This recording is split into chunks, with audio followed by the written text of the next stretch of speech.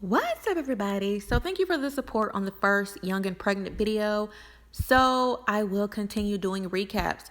Now we're talking about Teen Mom Young and Pregnant Season 3, Episode 3, Grandmama Drama. And Kayla decides to meet up with Stefan's mom, Annette. I realize that her name is Annette now. So she meets up with her, coffee shop, wherever they are. They sit down and have a conversation. Hey, how are you? She says, why you didn't reach out? Because I sent Zay some clothes and, you never said thank you or anything about the clothes. And she's like, oh, you sent him some clothes for his birthday, right? So Annette is like, no, it wasn't for his birthday. And she's like, oh, well, whatever. But, you never reach out anyway. Annette's like, why wasn't I invited? She's like, I haven't heard from you in 2 years. Annette says, because you said you wanted to be left alone. So I left you alone. And Kayla's like, okay, well, keep leaving me alone. And I'm like, oh, okay. Kayla literally doesn't want anything to do with this situation. So I'm a little confused why she decided to meet up in the first place. But she said that in afterthought, she thought, why am I meeting up with this woman when I don't really want anything to do with her or her son? So I guess it makes sense, but MTV cameras, whatever. So after that, Annette is like, bitch, you think you all that, you think you better than blah, blah, blah. She gets up to hit Kayla because Kayla says, don't call me a bitch. So these two start tussling. Kayla throws money at her and says, I don't want to hear anything about them cheap ass clothes again. That makes Annette swing on her again and rip up the money, calling her bitches, bitches, bitches. At this point, they're exchanging the word bitch like it's just the new currency. Kayla tells her bye, and I'm not going to hit an old ass lady, like you ain't got no class. And this is just ridiculous. I can't believe that Stefan's mom couldn't control herself and actually swung at this young lady. Like it was crazy. They were both talking crazy to each other, but as a grown ass, almost 60-year-old woman, I expect for you to carry yourself a little bit better. But I don't know internet. So then we head to Arkansas to check in on Madison, who is hard at work at her 9 to 5, which is the pizza shop. Now, this is the real teen mom struggle that we miss seeing on MTV. So later on, she sits down and talks to her dad. She says that she has not been in communication with her baby daddy, Christian, since she threw his clothes in a driveway full of glitter on last week's episode. So her dad, which is in a relationship with a woman that he found on like eharmony.com or Black People Meet, I don't know. So he's talking about being in this relationship with this woman that's in Ohio and that he was about to go out there and spend 2 weeks with her, and that maybe in the future he was going to move out to Ohio because he's madly in love with this woman on the internet named Christina. And they have some very cute pictures together. It was a really cute thing. Like, oh, Nick. Her father's name is Nick, and he's like, I'm going to be gone for 2 weeks to stay with Christina, and I hope you got your childcare right and stuff like that. And she's like, I'm going to just have to take off because I can't afford the $600 daycare bill. And her father is pretty much like, okay, well, figure it out. Like, he later in the confessional says, I think that Madison sells herself short. She doesn't give herself enough credit. I think that she can do it because daddy got to have a life too. Regardless, he says, I'm gone. That's the love of my life. Ohio for 2 weeks. Figure it out. So it's going to be interesting to see how she manages the 2 weeks without her father.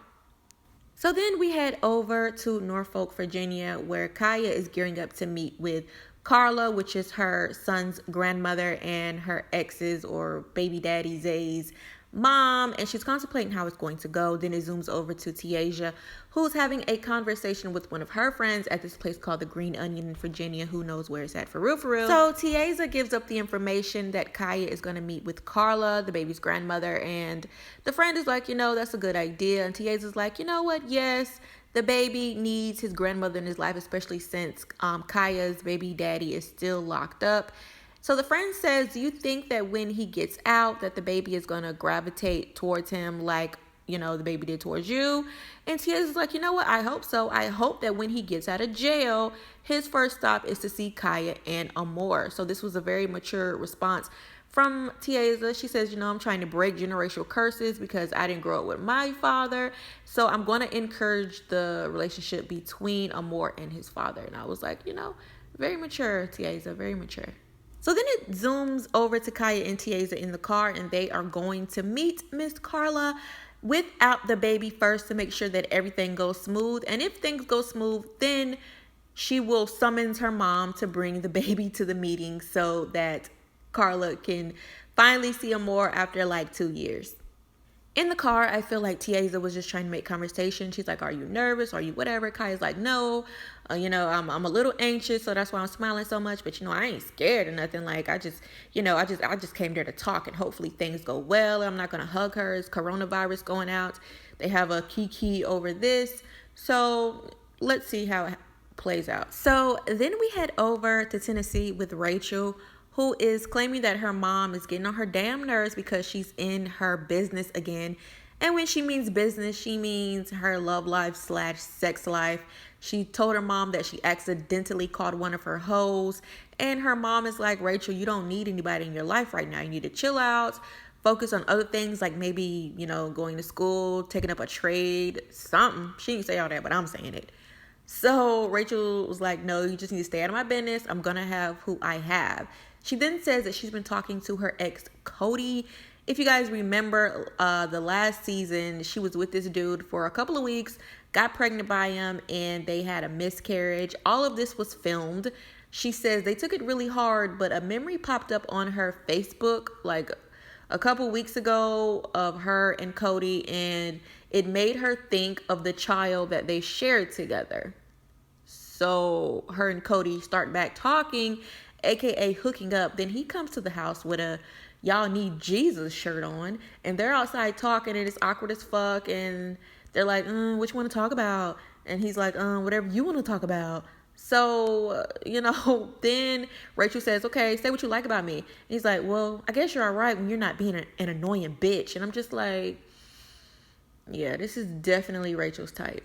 They then both awkwardly say that they want a relationship with each other. Like, this conversation is just extremely awkward. I really don't understand what's going on, but I'm pretty sure we will soon see. So heading over to Brianna, she's being annoying once again and a brat about the simple fact that she does not want to spend time with her mother at all. She manages to muster up enough strength to do a family day with her mom, her son, and her sister at a pumpkin patch.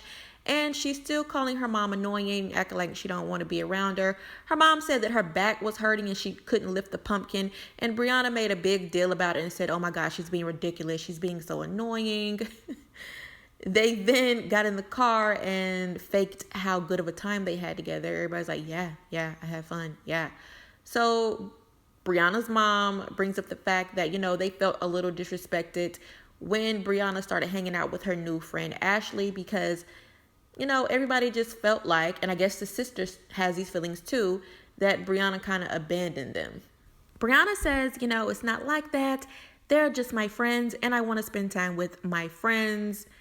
It's just weird that nobody is pointing out the fact that her friends are a married couple, but whatever.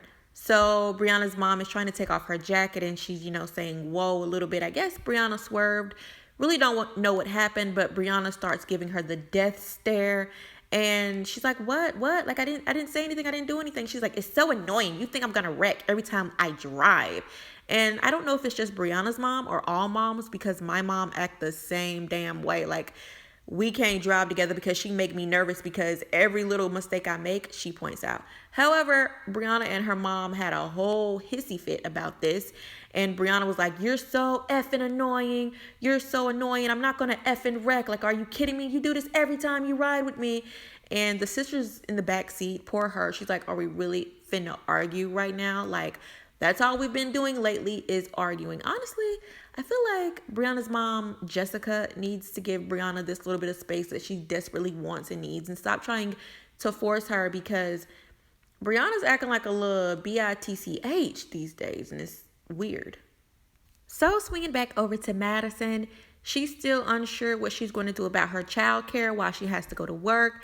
And her father goes outside and is talking to his online sweetheart, Christina, and saying, yeah, Madison doesn't know what she's going to do. She can't trust Christian or his family to watch after the baby.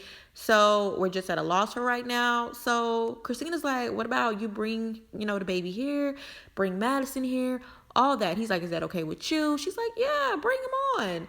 So the whole family loads up to go to Ohio to visit Christina, and it's really a little cute situation. The father get out, they hug each other, they're kissing, they're so affectionate. And Madison's like, yeah, I've been wanting to move out of Arkansas, and I think that me and my dad are going to move to Ohio soon. So this is perfect. Just can you guys imagine meeting somebody online, falling in love with them, and moving your entire family to Ohio? Ohio. Anyway, whatever. Christina tells her, we're going to go looking for apartments in Ohio for you and your baby. And she's like, you know what? That's good. I don't need much. Nothing much is going to, impress me. So I am really liking this family. They seem down to earth. They don't seem hard to please at all. So Christina, who is being a doll, is asking her, what if you move? How is Christian going to feel? And she's like, I can't even trust Christian to watch her for a few hours. So it's not going to be a big deal if we move away from him. And she says the only thing that she's really concerned about is Camille not growing up with a father at all, because she knows how she felt not having her mother around. So let's see how this play out. So Kaia finally meets with Carla. She goes in there like she has a hard face, whatever. But Carla's like, what's up? Like, why I ain't seen my boo? Like, they got straight to it. And Kaia's like, well, when we got in our last argument, you said that you didn't want to have anything to do with us and that you were just going to talk to Amor when your son got out of jail. She's like, even if I said I was going to fall back and wait until, my son got out of jail, which is going to be in 2022, I didn't mean that, Kaia. Like, I want to see my grand. So Kaia's like, well, I didn't know. And Carla's like, well, I used to hit you up and you used to tell me, I got this to do today, I got that to do today. It was always negative. So that's why I kind of don't like to talk to you. And Kaia's like, well, that's not negative. I had stuff to do. Blase, blase. And she's like, I still got love for you. I want to see my grandson. It's nothing like that. And then she proceeds to tell Kaia that her son, while in jail, got Kaia's name tattooed on his hand. And Kaia's like, really? Like, he got my name tattooed? Like, why not get your son's name tattooed? Like, but her son got Kaia's name tattooed, and Kaia's taken aback because they're not together. And Kaia claims they don't even talk like that. So why you got her name tattooed on you? Is it something that we don't know? Nevertheless, Carla finally got to see her grandson after Kaia deemed it okay to come into the room. So Amir goes in there. Amir acts like he knows this lady and that he's seen her a million times. He's friendly, he's warm, he's a very cute baby. And it's a very cute scene. And she's like, I don't got no problem with Carla. She says she ain't got no problem with me. It's all good. However, I didn't know that her son got my name tattooed. I didn't know I meant that much to him. Really, Kaia? There's a little something weird about that, but we will see. So moving on to Brianna, she's sitting down with her friend Ashley, and they're discussing the family day that she had with her mom and her sister at the pumpkin patch. And Brianna's like, it was family day, so whatever. So Ashley's like, you don't say that really enthusiastically. And she's like, no, because my mom was a little annoying and blah, blah, blah. And Ashley's like, yeah, I feel like your mom and your sister are always bitching at you about not spending time with them and blase, blase. And I'm looking like, why is this Ashley girl so involved in her home life? And instead of encouraging a positive relationship with Brianna and her mom, she's trying to cause more division. So Brianna's like, yeah, that's why I'm trying to move out, because my mom never thinks she's wrong. She doesn't see that side of her. And then Brianna goes on to tell Ashley about the whole car incident where a car allegedly stopped abruptly in front of Brianna. So then Brianna had to slam on the brakes, and she said that her mom was being overdramatic about the whole situation. And Ashley is just agreeing with her and putting down her family. And I think I speak for everybody when I'm like, who the hell is this Ashley girl? Why does Brianna have different people in her life every year that enable her to be mean to her core family? Like, it's getting a little old. Like, no, I don't like Ashley. I don't. So sliding back over to Kayla, who is having a tussle with her could have been mother-in-law, the grandma of her baby Zay. So she's having this tussle, ripping up money. They're calling each other bitches and I want to fight and blah, blah, blah. So Zay's grandmother, Annette, is telling her, keep your baby. You made your decision. I'm out of his life. I'm going to leave you alone. And she's saying, oh, let me call Stefan, because she got me fucked up. So she gets on the phone with Stefan. She's like, yeah, you need to come get your mama. Your mama just put her hands on me. So Stefan is like, what? Like, he cannot believe what's even going on. And she's like, y'all got me fucked up. Y'all ain't gonna never see Zay. And I'm just like, that's right, okay? Like, the grandmother has already made it clear several times this episode, plus the reunion episode a couple years ago, that she does not care if she sees this baby. So that baby don't need that type of energy in his life anyway. If it's a grandmother that's not even going to fight to see the baby, and the dad could give a fuck less either, no matter how much he tries to act like he does care on camera. So she's, crying because she's upset. A lot of people cry when they upset. She wants to make it clear for the cameras, I'm not crying because I'm hurt. I'm not crying because, she put her hands on me. I'm crying because I'm so fucking mad. I want to go and really beat this old lady's ass. And I'm just like, yeah, I feel her.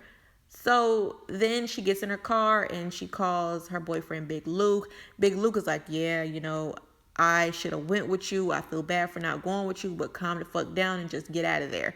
So that's what she does. She finally calms down. She gets out of there. She says, I'm going to your sister's house. He's like, yeah, please. And call me when you get there. Big Luke is the man that we all need in our lives. So switching over to Madison, her and her future mother-in-law, I assume, sits down to have a lunch, dinner, breakfast. We don't know, but they seem to be getting along. Madison says that she did not expect to like Christina as soon as she did. But they sit down and Christina gives her some good motherly advice and says, even if you don't want to be with this Christian dude, which Madison has said over and over again that she does not want to be with him, just be civil, because it is hard out here being a single mom and you have to think about all these things when you move. And Madison says, I can't believe I like her and that she's giving me this advice that my mother probably should have gave me, even though her mother is not in her life and has never been in her life. So it was just a sweet moment for them to have. Christina didn't bullshit her and she didn't talk shit about Christian.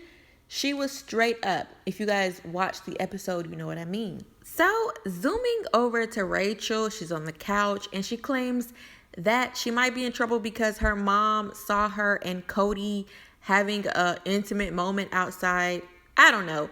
Anyway, her mother has said that she doesn't need a new relationship. So Rachel is kind of concerned that her mom is going to start this big argument about who she was with outside.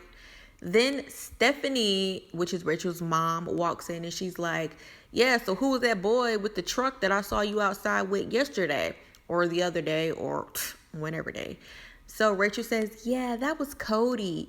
So Rachel's mom is like, what you doing with Cody, Rachel?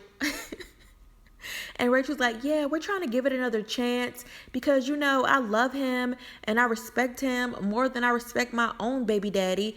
And, technically he's my baby daddy too. We just lost a child, but I respect him as my baby daddy more than I respect my actual baby's baby daddy, Drew, who is allegedly on drugs. Not sure.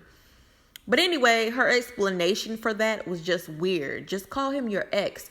You don't have to bring up the baby that, you miscarried after being pregnant a few weeks every single time. It just makes it kind of weird and confusing for the viewer. So Rachel's mom, of course, does not like it. She says, y'all are always arguing and then you come crying to me. I just don't want to be, the scapegoat in this, whatever, if y'all decide to work it out or not. I don't want you with him because y'all don't get along. Rachel's like, as long as I'm happy, then don't tell me what to do. And Rachel is going to pursue this relationship with her ex. And I'm just like, okay, we'll see what happens. So switching over to Kaia, she's doing her makeup while talking to her mom and Tiaza, and they're talking about how well her meeting with Carla went. And she's like, yeah, I'm glad that, Amor finally got to meet his grandma or get to know his grandma. I don't know. So Kaia's mom is like, okay, that's good and well and all, but I still don't trust her. Like, if you trust her, that's fine. Y'all can deal with her. I don't have to deal with her. Then Kaia tells the group that Amora's dad got her name tattooed on him in prison, and Kaia didn't know about it. So then the confessional is on with Kaia's girlfriend, Tiaza. Tiaza's like, come on now. Your baby daddy in jail got your name tattooed and you don't know nothing about it. Like, the whole thing is confusing for me, is what Tiaza says. But honestly, I'm just focusing on Amor right now. He's the only thing that matters. So Tiaza seems like she's in the relationship right now just for Amor, which is not healthy because you guys are an actual couple and it should not be focused around the child. However, it seems like that's what it is. You know, you are not this child's second mother or father or whatever you identify as. So you can go on and live your life, but Tiaja is still here with Kaia. So we'll see what happens. So moving on to Brianna, she sits down to have a useless conversation with her mom about moving out sometime in the future because they don't get along, but she does not have a job. So she says that she's looking for a job so she can move out because she feels like her and her mother, Jessica, just do not get along. So her mom, Jessica, is like, feeling blindsided. She's like, I think everything between us is fine. Yeah, we get into a couple arguments, but it's whatever. So Brianna starts with the whole you don't treat me like an adult thing again that she's been preaching for the last 3 episodes.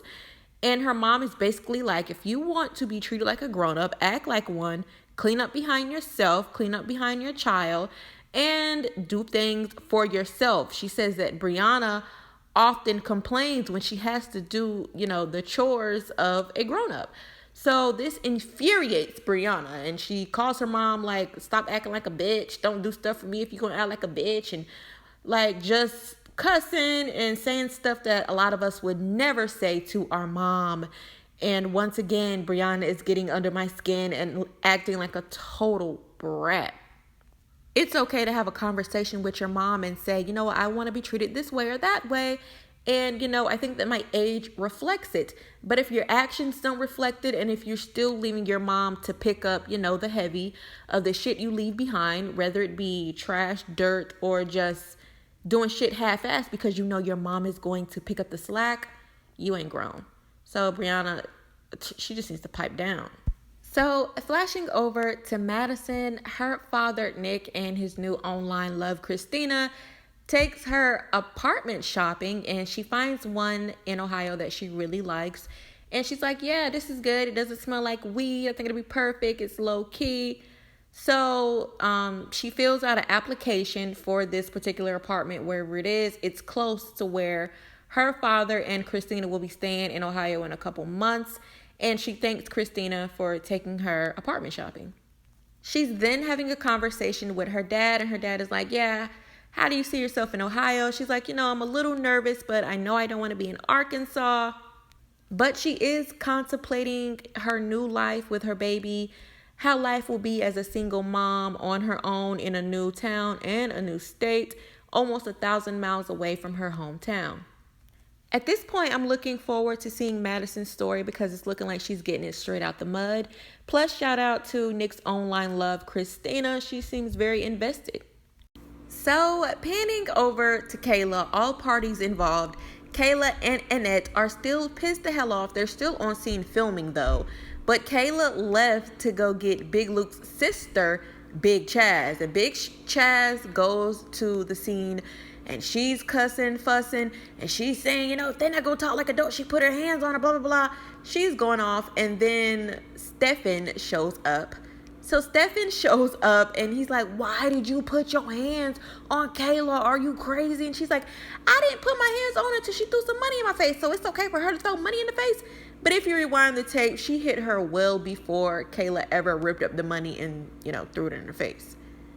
So Stefan ushers his mom back to her car, tells her to leave, and then he goes over to talk to Kayla, and all of a sudden he's having this deaf poetry moment with her, talking about something, you know I would never let that happen. You know I would never let her put her hands on you. You know I don't think that's right. That's crazy. I don't care about her relationship with, Zay, as long as I have one. That's my son. And it's really weird.